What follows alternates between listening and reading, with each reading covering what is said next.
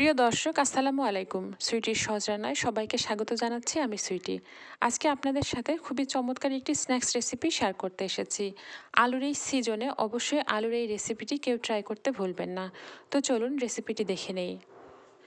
স্ন্যাক্সটি তৈরির জন্য দুটো বড় সাইজের আলু সেদ্ধ করে নিয়ে তারপর ম্যাশ করে নিয়েছি। তারপর এর মধ্যে দিয়ে দিচ্ছি 1/4 চা চামচ পরিমাণ কালো গোলমরিচের গুঁড়া, দিয়ে দিচ্ছি 1 টেবিল চামচ পরিমাণ পেঁয়াজ কুচি, তারপর কাঁচামরিচ কুচি, তারপর দিয়ে দিচ্ছি শুকনা মরিচ ভেঙে, তারপর দিয়ে দিচ্ছি স্বাদ মতো লবণ, দিয়ে দিচ্ছি জিরা গুঁড়া 1/4 চা চামচ, আর দিচ্ছি চাট মশলা 1/2 চা চামচ পরিমাণ, দিয়ে দিচ্ছি ধনিয়া পাতা প্রায় 1.5 টেবিল চামচের মতো। এখন সবগুলো উপকরণ ভালো করে ম্যাশ করে নিচ্ছি। এরপর এর মধ্যে দিয়ে দিচ্ছি 1/4 চা চামচ পরিমাণ আদা বাটা এবং 1/4 চা চামচ পরিমাণ রসুন বাটা। এখন সবগুলো উপকরণকে ভালো করে ম্যাশ করে নিচ্ছি। খুবই ভালোভাবে এটাকে এভাবে মাখিয়ে নিতে হবে। আর মাখানো হয়ে গেলে এটা এক সাইড করে রেখে দিচ্ছি। তার আগে লবণটা চেক করে নিচ্ছি, লবণটা ঠিকই আছে। এখন এটাকে সাইড করে রেখে দিচ্ছি। এরপর নিয়ে নিচ্ছি 1 কাপ পরিমাণ ময়দা, আর এখানে দিয়ে দিচ্ছি 1/4 চা চামচ পরিমাণ লবণ। এখন এটাকে হালকা কুসুম গরম পানিতে একটা ডো তৈরি করে নেব। দর্শক দেখতে পাচ্ছেন, একবারে বেশি পানি দেওয়া যাবে না, অল্প অল্প পানি দিয়ে ডো তৈরি করে নিতে হবে। এখানে আমি 1 টেবিল চামচ পরিমাণ রান্নার তেল দিয়ে দিলাম। এখন প্রয়োজন মতো পানি দিয়ে এটাকে মেখে নিয়ে একটা শক্ত ডো তৈরি করে নেব। দর্শক দেখতে পাচ্ছেন, প্রয়োজন মতো পানি নিয়ে এটা কিন্তু আমার একদম রেডি হয়ে গেছে। এখন এটাকে আমি 10 মিনিটের জন্য রেস্টে রেখে দেবো। 10 মিনিট পরে ফিরে এসে এটাকে হাতের তালু দিয়ে আবারও ভালোভাবে ম্যাশ করে নেব। যত ভালোভাবে ময়দাটা মাখানো হবে ততই কিন্তু আমি এটার থেকে যে নাস্তাটা তৈরি করব সেটা খুবই ভালো হবে। দর্শক দেখতে পাচ্ছেন, ময়দাটা মাখানো হয়ে গেছে। এবার একটা বেলুনের সাহায্যে এটাকে আমি রুটি বেলে নিচ্ছি। দর্শক, যদি আমার চ্যানেলের নতুন দর্শক হয়ে থাকেন তাহলে অবশ্যই চ্যানেলটিকে সাবস্ক্রাইব করে দিন, আর হ্যাঁ, লাইক কমেন্ট এবং শেয়ার করুন। আর যদি ফেসবুক পেজ থেকে দেখতে থাকেন তাহলে পেজটিকে ফলো করে দিন।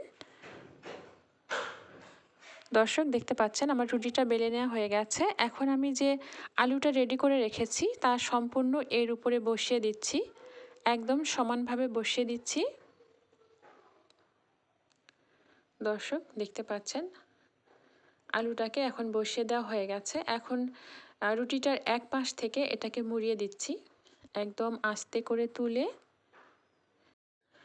রুটিটাকে মুড়িয়ে দিচ্ছি। একবারেই এটাকে রোল করে নিচ্ছি। দর্শক দেখতে পাচ্ছেন, এখন এই সাইডটা কিন্তু এখানে লক করে দিতে হবে। এখন এটা রোল তৈরি হয়ে গেছে। এখন আমি একটা কাটারের সাহায্যে এটাকে পাতলা করে কেটে নিচ্ছি। খুব পাতলা হওয়া যাবে না, 1/2 ইঞ্চি পরিমাণ বা তার থেকে একটু বেশি পরিমাণ করে এটাকে কেটে নিতে হবে। দর্শক দেখতে পাচ্ছেন, এটা কিন্তু দেখতে অনেক সুন্দর লাগছে। দেখুন, এভাবে সবগুলোকে কেটে নিচ্ছি। দর্শক, এগুলো যখন কাটা হয়ে গেছে তখন এটাকে কিন্তু হাত দিয়ে চেপে একটু চ্যাপটা করে নিচ্ছি।